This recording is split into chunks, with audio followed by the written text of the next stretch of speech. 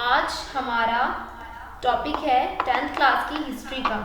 ठीक है, पहला है हमारा यूरोप में राष्ट्रवाद यानी कि नेशनलिज्म इन यूरोप। ठीक है, कौन सी क्लास का है भाई, कौन सी क्लास का है हमारा टॉपिक? ये 10th क्लास का है। ठीक है, 10th क्लास की एनसीईआरटी का है, 10th एनसीईआरटी है।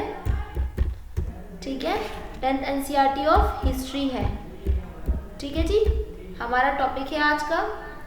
तो स्टार्ट करते हैं यूरोप में राष्ट्रवाद यानी कि नेशनलिज्म इन यूरोप। फर्स्टली हमें ये पता होना चाहिए कि यूरोप में राष्ट्रवाद का उदय आखिर हुआ कैसे। आप सबको पता है Europe is not a country, है ना बच्चों? यूरोप कोई कंट्री नहीं है। अगर मैं यूरोप में राष्ट्रवाद की बात करूँ तो पहले मुझे पता होना चाहिए कि राष्ट्रवाद आखिर है क्या। ठीक है, राष्ट्रवाद आखिर है क्या?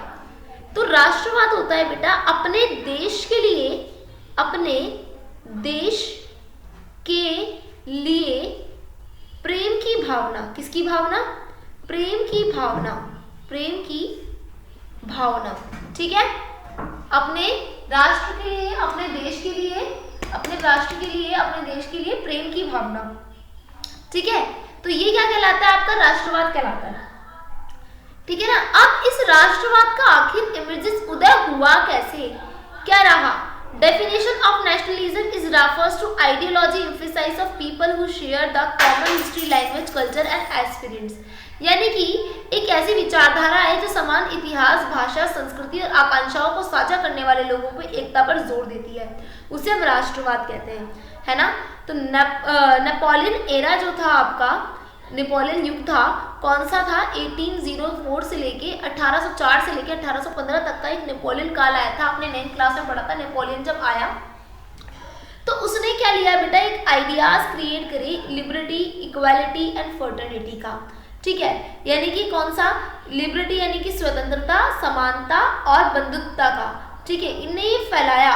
अब जब हमें पता चला कि समानता जैसी कोई चीज है ना, जब हमें पता चला स्वतंत्रता जैसी कोई चीज है, यानी कि फ्रीडम जैसी कोई चीज है, तो हमारा इस पे जोर बढ़ा।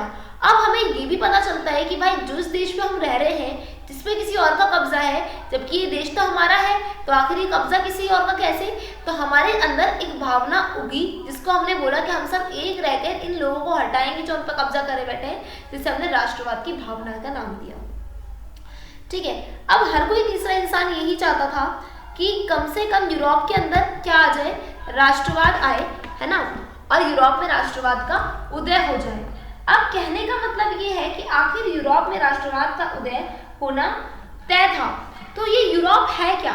हम सब जानते हैं क्या है यूरोप, है भाई? यूरोप एक महाद्वीप है ना। यूरोप क्या है? एक महाद्वीप है। There is lot of countries. ठीक है, यहाँ पे बहुत सारी कंट्रीज है। यूरोप सिर्फ एक महाद्वीप है। आखिर इसके कारण क्या रहे? आप अगर बोले कि मैम यूरोप में जो राष्ट्रवाद आया ऐसी थोड़ी कुछ भी आ जाता है ना, तो आप ये बताएं कि आखिर इसके क्या कारण थे? यूरोप में राष्ट्रवाद आने के कारण थे क्या? तो भाई कोई तो कारण रहा होगा ना यूरोप में राष्ट्रवाद का, है ना। तो यूरोप के अंदर रीजन क्या थे? नेशनलिज्म का। ठीक है, इन यूरोप जब नेशनलिज्म बढ़ा या नेशनलिज्म हुआ, तो नेशनलिज्म का आखिर रीजन क्या थे? ठीक है, रीजन हमें जानना है कि आखिर ये रीजन क्या थे। अब जैसे मान लो एक क्वेश्चन बन गया यहाँ पर आपका। ठीक है, क्या बना? यूरोप में राष्ट्रवाद के उदय के कारण बताओ। मान लो ये क्वेश्चन आ गया, राष्ट्रवाद के उदय के कारण बताओ। आप क्या करेंगे? आंसर कैसे लिखना शुरू करेंगे, है ना। ये टॉपिक है पर मैंने सिर्फ एक क्वेश्चन बना दिया। आप आंसर कैसे लिखेंगे यहाँ पर?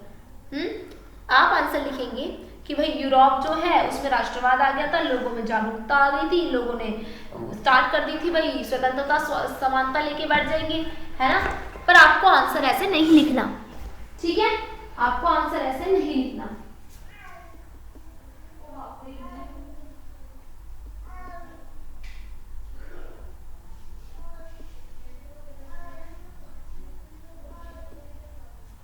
फिर आपने आंसर लिखना कैसे है? माफी चाहती हूँ थोड़ी देर रुकने के लिए।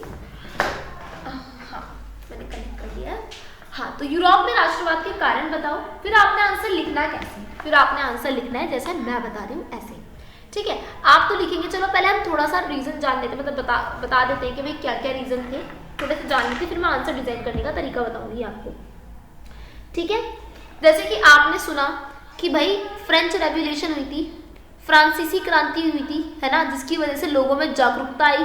फ्रांसीसी क्रांति की वजह से लोगों में जागरूकता आई, है ना, जिसकी वजह से क्या हुआ, यूरोप में राष्ट्रवाद का उदय हुआ, है ना। फ्रांसीसी क्रांति थी, फिर औद्योगिक क्रांति आई, है ना, औद्योगिक क्रांति आई। अब हिंदी वाले, इंग्लिश वाले बच्चे सोच रहे होंगे मैम तो इंग्लिश में कराई नहीं दी, हिंदी में कराई जा रही है, लिखोगे, रुक जाओ अभी। ठीक है, औद्योगिक क्रांति आई, जैसे फ्रांसीसी क्रांति को आप लिख सकते हो फ्रेंच रेवोल्यूशन आए। ठीक है, क्रांति को हम रेवोल्यूशन कहते हैं। ठीक है, रिवॉल्यूशन आप लिखते चले हाथों हाथ। ठीक है, औद्योगिक क्रांति को लिखते हैं इंडस्ट्रियल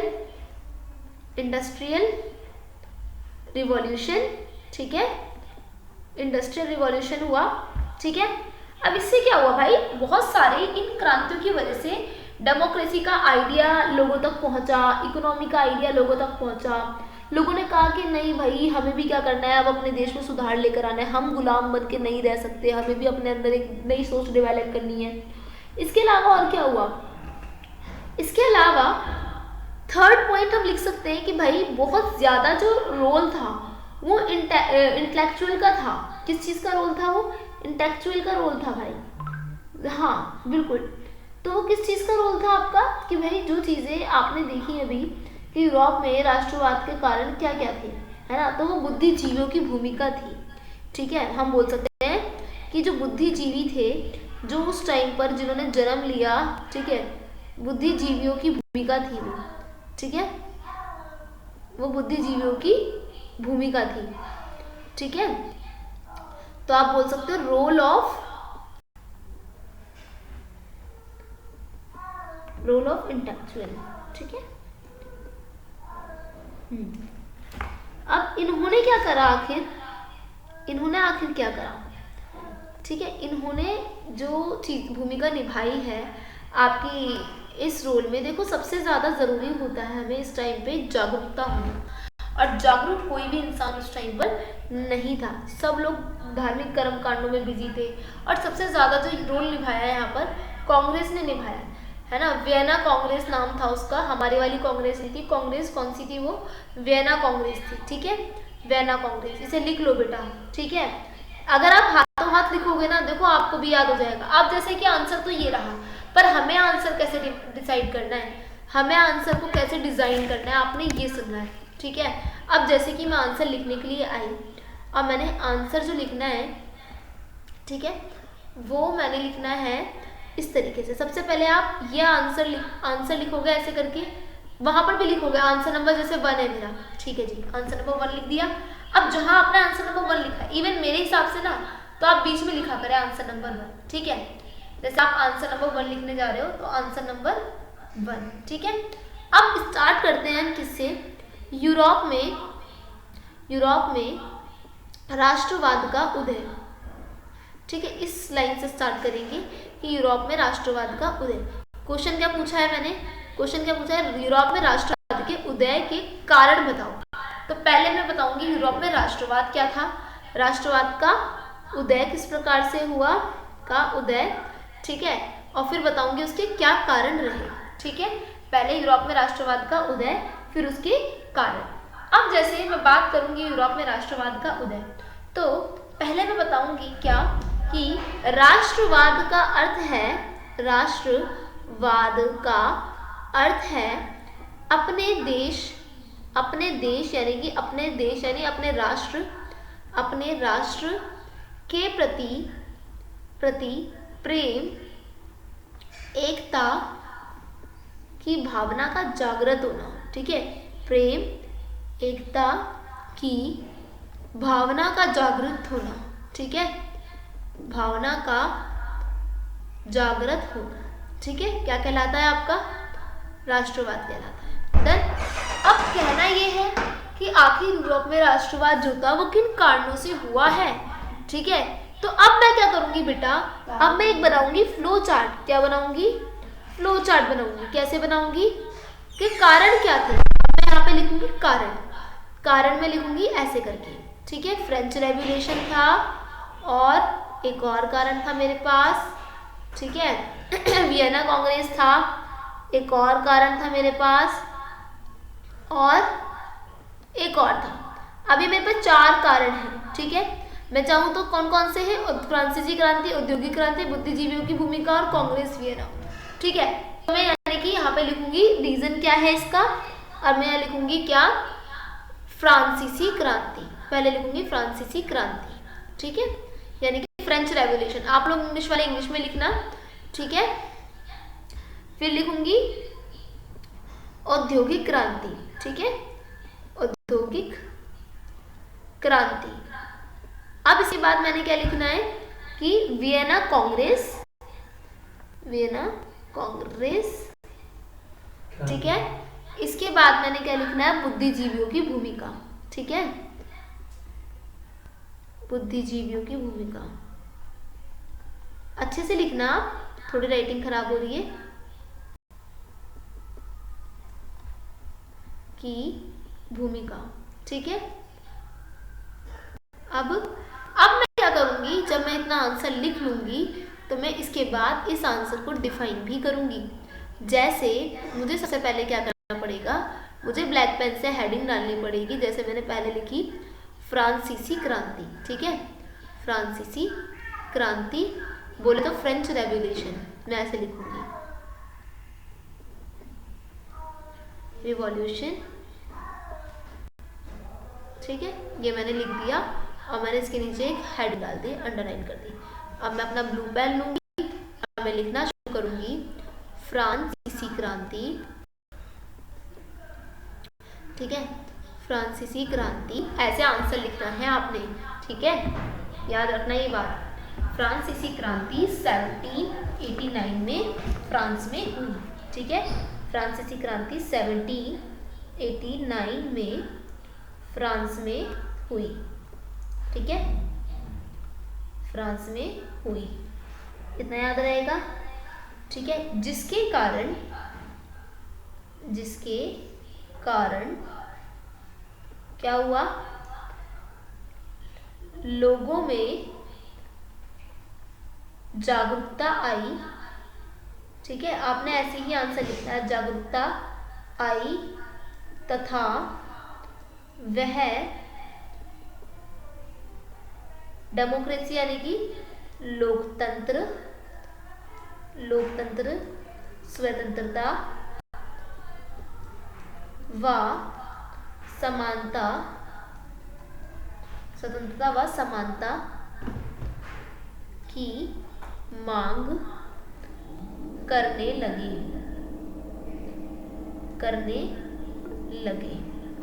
ठीक है।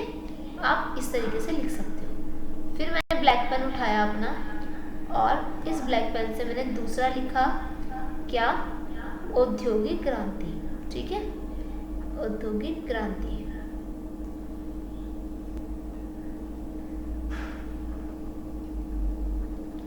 फिर मैं लिखूंगी औद्योगिक क्रांति, क्योंकि इसके कारण भी हुआ था, इंडस्ट्रियल रेवोल्यूशन की वजह से भी यूरोप में क्रांति आई है। वो कैसे हुआ बेटा औद्योगिक क्रांति, इकोनॉमिक ग्रोथ के लिए। फिर मैं अपना ब्लू पेन उठाऊंगी और फिर आंसर लिखूंगी, इसके बाद हेडिंग डालने के बाद औद्योगिक क्रांति ने यूरोप में राष्ट्रवाद में, आप ऐसे लिख सकते हो,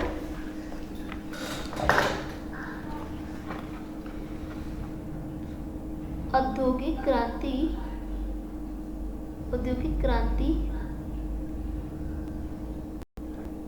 ने यूरोप में राष्ट्रवाद में एक अहम भूमिका निभाई, ठीक है, निभाई तथा आर्थिक दशा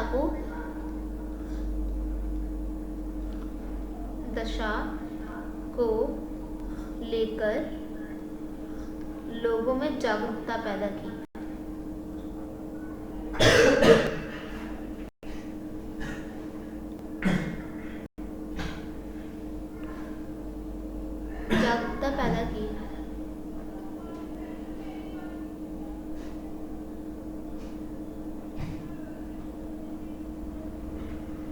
ठीक है, बस मैं न्यू पेज ले रही हूँ।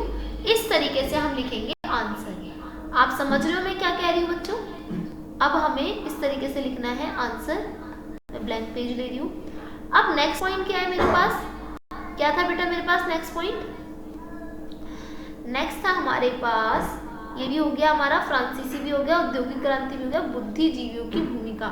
ठीक है, तो आप नेक्स्ट पॉइंट में लिख सकते हो बुद्धिजीवियों की भूमिका। ठीक है, बुद्धिजीवियों की भूमिका।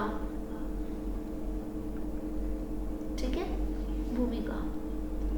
ठीक है, अब इसके बारे में लिखेंगे हम अपने ब्लू पेन से इसकी हेडिंग डालकर। ठीक है, इस तरीके से हमें आंसर लिखना है। होप सो आपको समझ में भी आ रही होगी, होप सो आ रही होगी आप लोगों को समझ में। कोशिश करती हूँ कि आपको समझ में आए। अभी बुद्धिजीवी कौन होते हैं? आपने सुना होगा कि फिलोसफर्स हमारे यहाँ पर जन्म लेते हैं इस दुनिया में, है ना। कई इंटेलिजेंट लोग जन्म लेते हैं, जैसे कि रूसो हो गए, है ना। तो आप जवाब दो उसका कि रूसो हो गए, ठीक है, और वोल्टेयर हो गए, है ना। और कौन हो गए? जॉन लॉक हो गए, और जॉन हो गए लॉक, है ना। लॉक का सिद्धांत पढ़ते हैं ना कई बार, जॉन लॉक हो गए। जैसे अनेक विचारकों ने स्वतंत्रता और व्यक्तिगत अधिकारों के विचारों को फैलाया। इन लोगों ने क्या करा? जॉन लॉक जैसे अनेक ये विचारक थे, ठीक है, अनेक विचारकों ने क्या करा बेटा? स्वतंत्रता व लोकतंत्र जैसे विचारों को फैलाया। ठीक है, लोकतंत्र जैसे। अब इनके विचारों को फैलाने से हुआ क्या? क्या हुआ? लोगों में किसकी भावना आई? राष्ट्रवाद की भावना आई। विचारों को फैलाया जिससे लोगों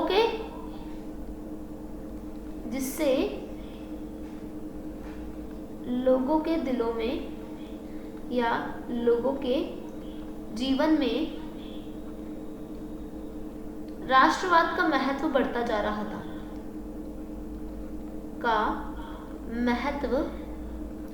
बढ़ता जा रहा था। पहले ये मैं हिंदी में लिखवा दूं, फिर इंग्लिश में लिखवाऊंगी आगे ये वाला ही क्वेश्चन।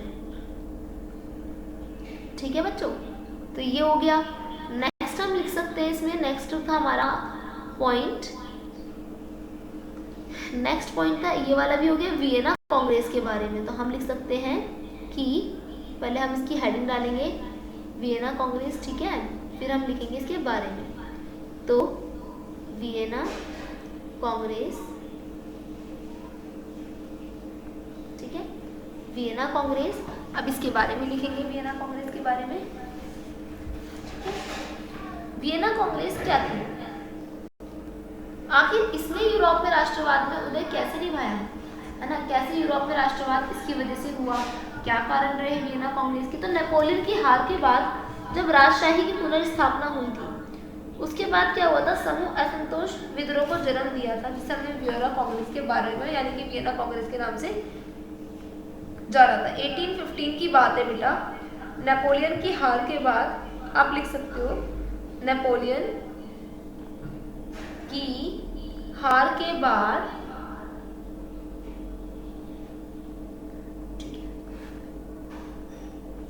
राजशाही को पुनर्स्थापित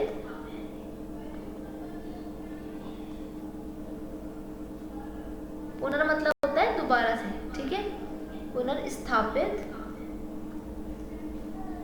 करने का प्रयास किया गया।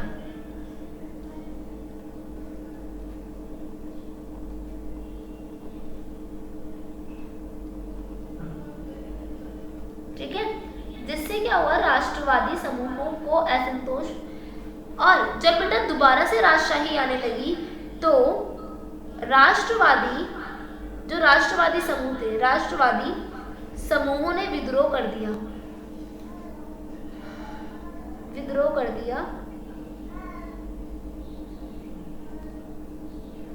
ठीक है, जो उनसे बर्दाश्त नहीं हुआ।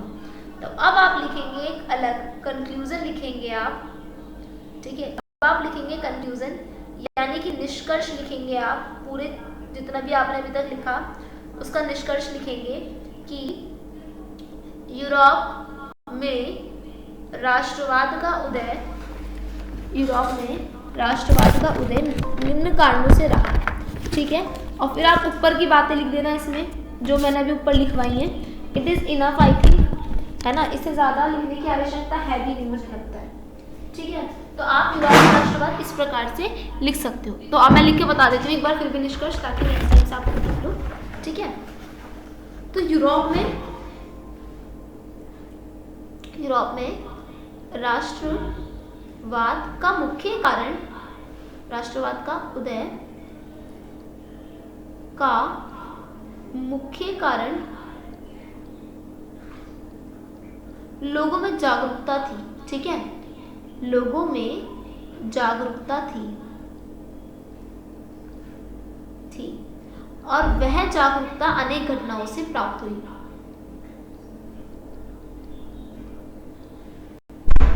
अनेक घटनाओं से प्राप्त हुई।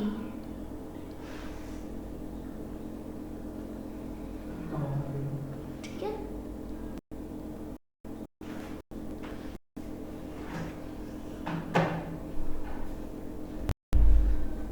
अनेक घटनाओं से प्राप्त हुई। ठीक है, तो हम इस तरीके से लिख सकते हैं। ठीक है ना बच्चों, वियना कांग्रेस। तो अब कहने का मतलब ये है कि यूरोप में जो राष्ट्रवाद का उदय हुआ है तो उसमें होना क्या था। ठीक है, किस कारणों से यूरोप में राष्ट्रवाद का उदय हुआ, आखिर क्या वजह थी। ठीक है, यूरोप में राष्ट्रवाद की आखिर क्या वजह थी। तो हमने पढ़ लिया कि एक तो वियना कांग्रेस थी, नेपोलियन की हार के बाद राजशाही दोबारा स्थापित हो रही थी, तो लोगों ने भैया विद्रोह छेड़ दिया कि हम क्यों राजशाही करेंगे, हम तो सिर्फ लोकतंत्र स्थापित करेंगे अपने देश के अंदर, है ना, और हम लोकतंत्र के बिना रह भी नहीं सकते अब तो, है ना। तो अब हमने वियना कांग्रेस की स्थापना कर दी 1815 में, और लोगों ने क्या करी बेटा, मांग करनी शुरू कर दी किसकी, लोकतंत्र की, समानता की, स्वतंत्रता की। एक तो ये हो गया। दूसरा ये हो गया भैया, कुछ ऐसे विचारक, कुछ ऐसे टीचर्स हमें मिले जिन्होंने हमें बताया कि भाई स्वतंत्रता जैसी कोई चीज होती है, जिन्होंने हमें बताया कि भाई लोकतंत्र जैसी कोई चीज होती है, हम क्यों किसी राजा के चक्कर में आएंगे, है ना। तो हम किसने बताया, रूसो ने बताया, वोल्टेयर ने बताया, जॉन लॉक ने बताया, इन लोगों ने बताया कि भाई लोकतंत्र स्वतंत्रता जैसे कोई चीज होती है, क्यों फंस रहे हो राजा के चक्कर में, क्यों किसी के गुलाम बने मर रहे हो, है ना। तो हमें तब भी क्या आया, राष्ट्रवाद का उदय का कारण समझ में आया। दूसरा था कि भाई हमने देखा फ्रांसीसी क्रांति में विद्रोह बोल दिया था 1789 में, लुई 16वें के जो खिलाफ लोगों ने आवाज उठाई थी और कहा था भाई हमें नहीं रहना किसी राजा के साथ, हम तो स्वतंत्र होना चाहते हैं, तो समानता चाहते हैं, तो लोकतंत्र चाहते हैं। तो हमने देखा कि अच्छा फ्रांस ने तो कर लिया, अब एक काम करते हैं हम भी कर लेते हैं। तो यूरोप में जितनी भी कंट्रीज थी उन लोगों ने फिर क्रांति करनी शुरू कर दी। फिर हमने आर्थिक चीजों को देखा, तब भी हमें अकल आई, है ना। तो हमने इस प्रकार से क्या करा बेटा, हमने इस प्रकार से अपना जितनी भी राष्ट्रवाद था वो हमने उसका उदय कर लिया। ठीक है, राष्ट्रवाद का उदय इन कारणों से हुआ। तो जैसे कि मैंने अभी क्वेश्चन आपको करा तो आपको समझ में आया होगा कि किस प्रकार से हमने क्वेश्चन को सॉल्व करना है। कहने का मकसद ये भी है कि भाई इंग्लिश मीडियम वाले बच्चों के लिए क्या, तो इंग्लिश मीडियम वाले बच्चे किस प्रकार से इसको करेंगे राष्ट्रवाद के उदय के कारण। बच्चे सेम आपका प्रोसेस होगा, बिल्कुल सेम आपने भी लिखना है ना, क्योंकि आप अलग थोड़ी लिखोगे इससे। तो हम लिखेंगे, हम क्या लिखेंगे, हम लिखेंगे course of rise of nationalism. ठीक है, इंग्लिश में भी देख लो भाई, थोड़ा सा ये ना इंसाफी नहीं होना चाहिए, है ना। तो हम लिखेंगे कोर्स ऑफ राइज, इन्हें क्या हो गया पेन को, rise of nationalism, of nationalism. ठीक है, हम ये लिखेंगे। So first we have to write a nationalism in India. What is the definition of the nationalism. सबसे पहले मुझे नेशनलिज्म लिखना पड़ेगा कि नेशनलिज्म की डेफिनेशन क्या है। ठीक है, नेशनलिज्म आखिर क्या है मुझे ये लिखना पड़ेगा ही पड़ेगा। तो नेशनलिज्म रेफर्स टू, लिख लो चाहे, नेशनलिज्म रेफर्स टू, किसको भैया, किसको रेफर कर रहा है, द आइडियोलॉजी। ठीक है, ideology that emphasize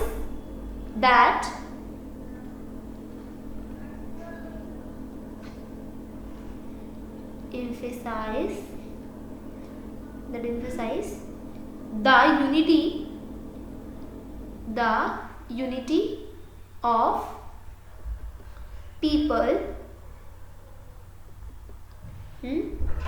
who share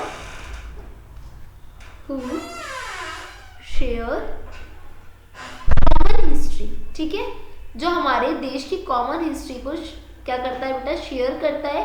और एक तरीके का क्या है, आपको अगर मैं छोटी सी डेफिनेशन बताऊं, so you can write also this point कि नेशनलिज्म, क्या लिख सकते हैं आप, nationalism as feeling of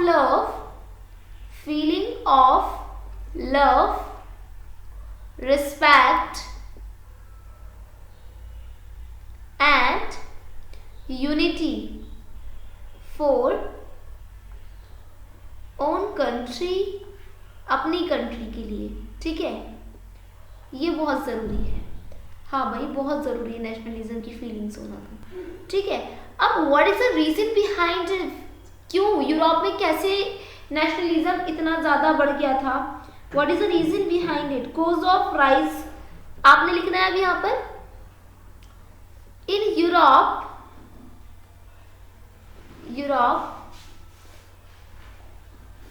rise nationalism, ठीक है। रीजन क्या थे, रीजन क्या था ये देखो, ठीक है, यानी कि क्या कोजेस थे। अब हम उस कोजेस को लिखने के लिए क्या करेंगे बेटा, फर्स्टली हम क्या करेंगे, फ्लो चार्ट बनाएंगे, ठीक है, जैसे हमने पहले बनाया, हम अब भी क्या बनाएंगे, कोजेस लिखेंगे, ठीक है। हम कोजेस लिख रहे हैं, चारों के चारों कोजेस लिखेंगे, ठीक है, number 1, number 2, number 3 and number 4, ये चारों के चारों में कोजेस लिखूंगी। पहला कोज क्या लिखा था मैंने बेटा, मैंने लिखा था उधर फ्रेंच रेवोल्यूशन, है ना, तो फ्रांसीसी क्रांति यानी कि, तो हम पहले लिखेंगे फ्रेंच रिवॉल्यूशन, ठीक है। दूसरा क्या था हमारा, industrial revolution,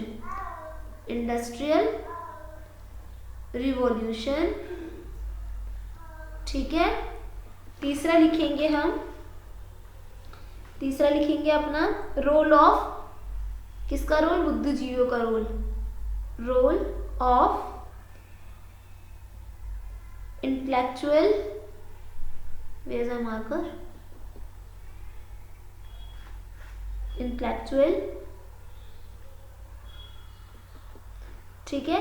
and the last is क्या, कांग्रेस ऑफ वियना, ठीक है, कांग्रेस ऑफ वियना, ठीक है।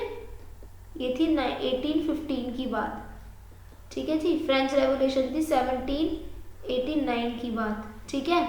अब हमने जो ये चीज़ें लिखी हैं, अब इसी तरीके से बेटा जैसे मैंने हिंदी वालों का एक्सप्लेन कराया है, आपने सेम क्या करना है, अपना ब्लैक पेन उठाओ और उसके बाद पॉइंट डालो, फिर ब्लू पेन उठाओ, फिर उसका आंसर लिखो। जैसे फ्रेंच रेवोल्यूशन है उसके बारे में, ठीक है, फ्रेंच रिवॉल्यूशन, ठीक है, इसके बारे में आपने लिखना है। 1789 में हुई थी, ठीक है, 1789 में हुई थी। तो इस प्रकार से इसके बारे में लिख लो आप कि भाई इसमें क्या हुआ था ऐसा खास। इंस्पायर्ड पीपल, ठीक है, किससे लिखना है आपने, ब्लू पेन से लिखना है। नेक्स्ट अब ऐसे, inspired people with ideas of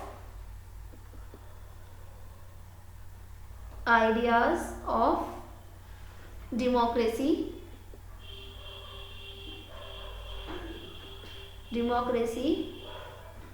freedom, ठीक है, डेमोक्रेसी, फ्रीडम एंड इक्वालिटी, ठीक है, एंड इक्वालिटी, ठीक है। तो इस तरीके से आप भी क्या करोगे, इसके बारे में लिखोगे। And spread of nationalism across, यानी कि फैलाया इसने क्या, स्प्रेड ऑफ नेशनलिज्म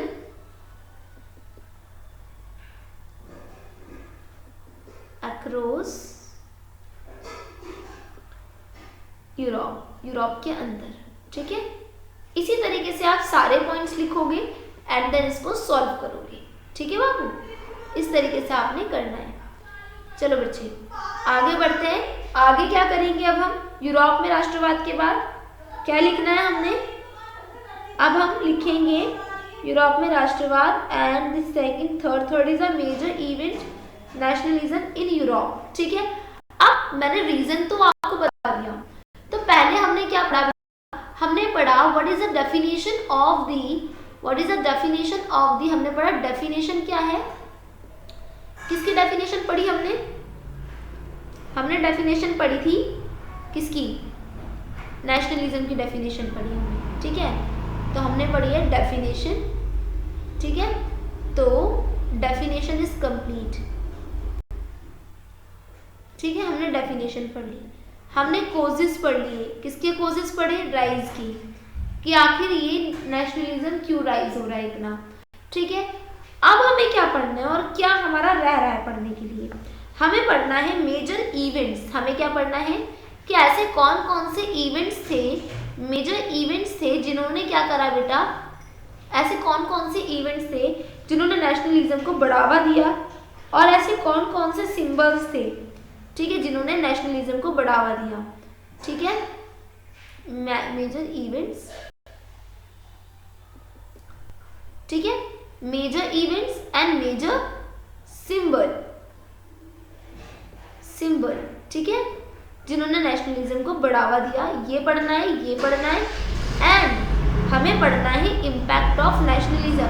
आखिर हमारे नेशनलिज्म का इम्पैक्ट कैसा पड़ा, किसके ऊपर? किसके ऊपर पड़ा हमारा नेशनलिज्म का इम्पैक्ट? अन्य कंट्रियों पर या अलग अलग कंट्रीज पर कैसे हमारा नेशनलिज्म का इम्पैक्ट पड़ा। ठीक है, बट ये हम सारी चीजें पढ़ रहे हैं किसकी बेटा? यूरोप के बारे में। अभी इंडिया के बारे में हम कुछ भी नहीं पढ़ रहे। ठीक है, तो अब हम पढ़ेंगे मेजर इवेंट्स, यानी कि कौन कौन से ऐसे इवेंट्स रहे हैं जिसने किसपे नेशनलिज्म पे बहुत इफेक्ट डाला है। ठीक है, फिर पढ़ेंगे हम नेशनलिज्म पे सिंबल्स कौन कौन से इफेक्ट डालते हैं। ठीक है, रिवॉल्यूशन स्टार्ट हुई थी बेटा, कहाँ? रिवॉल्यूशन स्टार्ट हुई 1830 से लेके। ठीक है, पहली चीज क्रांति ने बहुत इफेक्ट डाला। किसने? क्रांति ने। क्रांति को हम बोलते हैं हिंदी में इंग्लिश में रिवॉल्यूशन बोलते हैं, हिंदी में तो क्रांति ही बोलते हैं। ठीक है, रिवॉल्यूशन हुई कहाँ से? 1830 से लेकर कम से कम 1848 तक ये रिवॉल्यूशन चलती रही। ठीक है, 1848 तक ये रिवॉल्यूशन चलती रही। ठीक है, तो आखिर कहाँ पर गई है? देखो बेटा 1830 में कहाँ पर, किस किस कंट्री के अंदर 1830 में ये रिवॉल्यूशन हुई, किस किस कंट्री में हुई? देखो कौन कौन सी कंट्री थी? France, Belgium, Greece. ठीक है, मोनार्की थे यहाँ पर। कौन कौन है? फ्रांस है, बेल्जियम है, ठीक है, और बेल्जियम और ग्रीस है। ठीक है, ये है फ्रांस, बेल्जियम और ग्रीस। 1848 में क्या हुआ फिर? यहाँ पर इनके पास राजतंत्र को इंग्लिश में बोलते हैं बेटा एरिस्टोक्रेसी। ठीक है, क्रेसी। ठीक है, ये लिख लेना, एरिस्टोक्रेसी बोलते हैं। अब 14 में रिवॉल्यूशन इन फ्रांस। अब यहाँ पे क्या हुआ बेटा? यहाँ पे तो भाई इस टाइम पे तो इस जगह पे राजा शासन कर रहा था। अब हुआ क्या? इटली, जर्मनी, ऑस्ट्रिया ने डिमांड किया नेशनलिज्म यूनिफिकेशन। देखो जब रिवॉल्यूशन हुई यानी कि क्रांति हुई, किसमें? रिवॉल्यूशन इन फ्रांस, यानी कि फ्रांसीसी क्रांति हुई। उसके बाद revolution in France. After this क्या हुआ बेटा? इसके बाद आफ्टर दिस क्या हुआ कि जो इटली था, जर्मनी था एंड ऑस्ट्रिया था। कौन कौन बेटा? इटली यानी कि इटली, जर्मनी, ठीक है, और जर्मनी, ऑस्ट्रिया, ठीक है, ऑस्ट्रिया एंड कौन? बस इन लोगों ने क्या करा बेटा? डिमांड की। किसकी डिमांड की? डिमांड डेमोक्रेसी की। ठीक है, डेमोक्रेसी की डिमांड की एंड नेशनल यूनिफिकेशन की, कि भाई अब हमें नेशनल यूनिफिकेशन करना है अपने देश को बढ़ते हुए अब हम नहीं देख सकते। नेशनल यूनिफिकेशन मतलब होता है एकीकरण। ठीक है, तो राष्ट्र का एकीकरण का क्या करा इन्होंने? जोर दिया। ठीक है, नेशनल यूनिफिकेशन पे बहुत ज्यादा जोर दिया। तो किस प्रकार से हुआ ये अब हमें समझ में आया। ठीक है, दूसरी चीज क्या हुई बेटा, फिर आते हैं सिंबल्स। देखो बेटा, अगर मैं सिंबल्स की बात करूं तो जो आपके नेशनलिज्म को बढ़ावा देते हैं वो सिंबल कौन कौन से हो सकते हैं? वो सिंबल आपका फ्लैग हो सकता है ना, वो आपका फ्लैग हो सकता है, ठीक है। नेशनल एंथम हो सकता है जो आपके देश को बढ़ावा दे रहा है, ठीक है। नेशनल एंथम हो सकता है, नेशनल एंथम यानी कि जनगण मन हो सकता है, राष्ट्रगान हो सकता है, ठीक है। या फिर अगर बात की जाए, ठीक है, तो क्या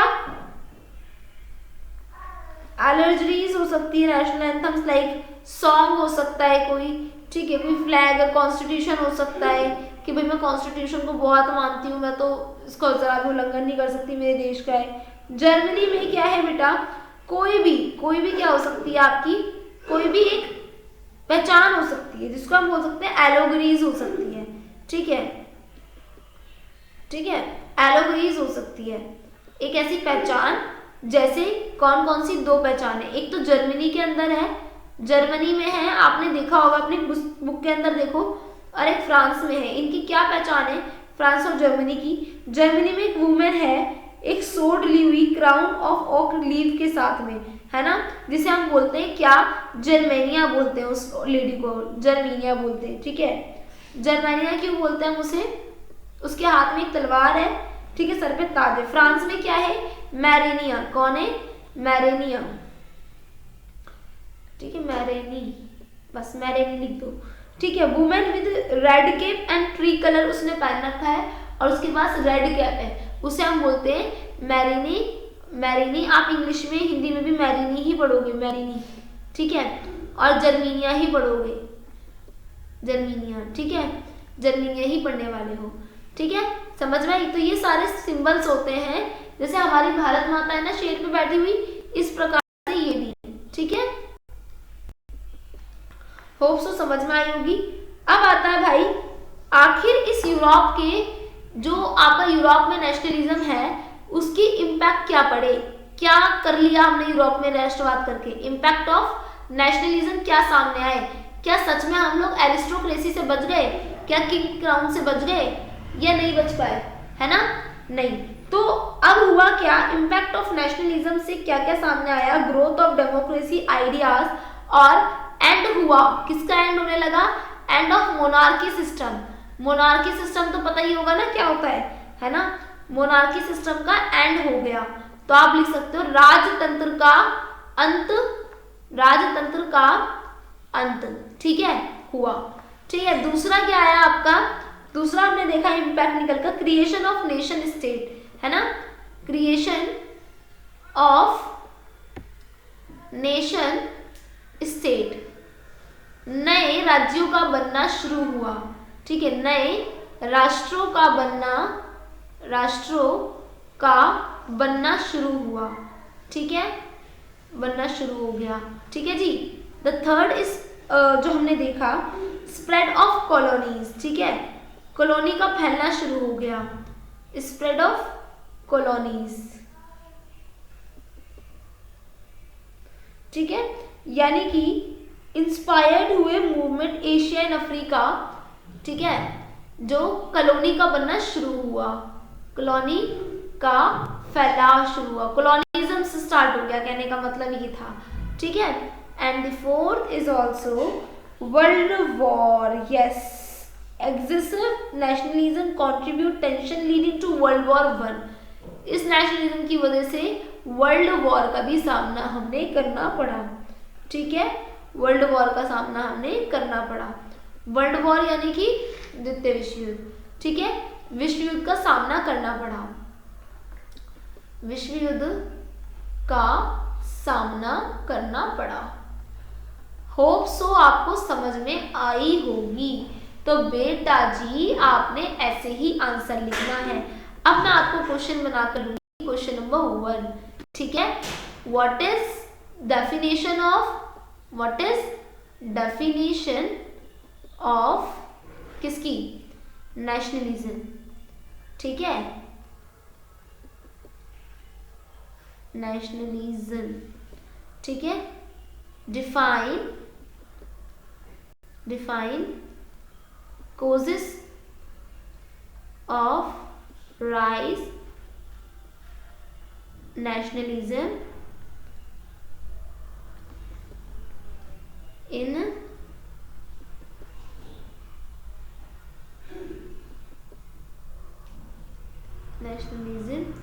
define causes rise in कहाँ पर, इन यूरोप। ठीक है, यानी कि राष्ट्रवाद से क्या अभिप्राय है, राष्ट्रवाद से क्वेश्चन लिख लो, ये क्या अभिप्राय है, इसके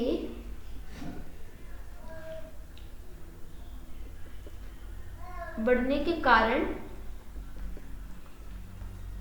कारणों को उल्लेख करें। ठीक है, ठीक है। क्वेश्चन नंबर 2 मैंने क्या कराया, इसके बाद आपको कराया मैंने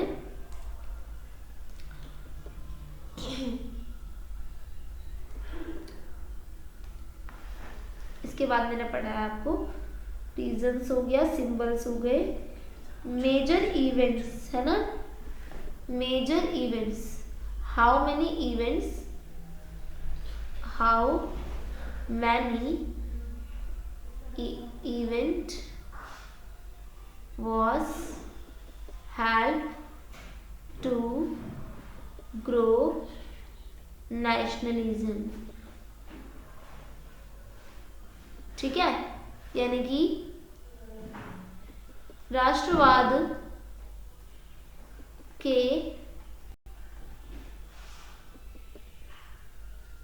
कार्यों का वर्णन करें।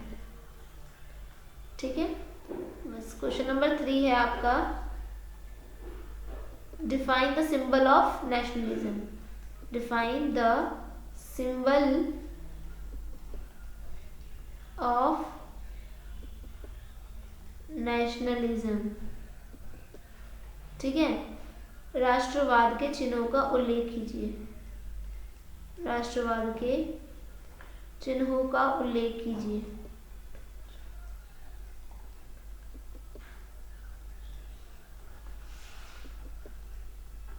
ठीक है, क्वेश्चन नंबर 4, चिन्हों के बाद, सिंबल्स के बाद परिणामों का उल्लेख कीजिए। डिफाइन इम्पैक्ट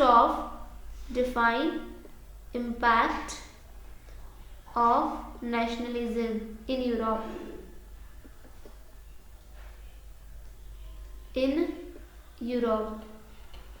ठीक है, तो आप हिंदी में लिखोगे राष्ट्रवाद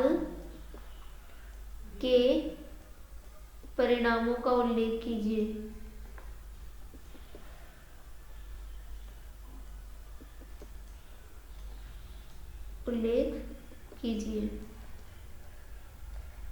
ठीक है, राष्ट्रवाद के परिणामों का उल्लेख कीजिए।